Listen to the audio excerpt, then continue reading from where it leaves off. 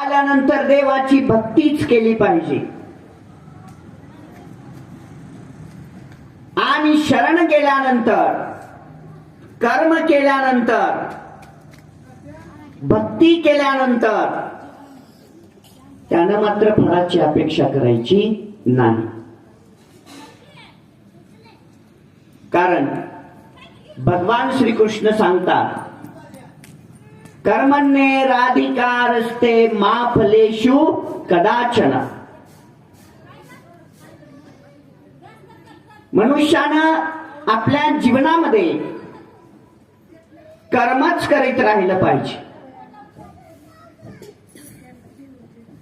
कर्म करत असताना यश असेल अपयश असेल,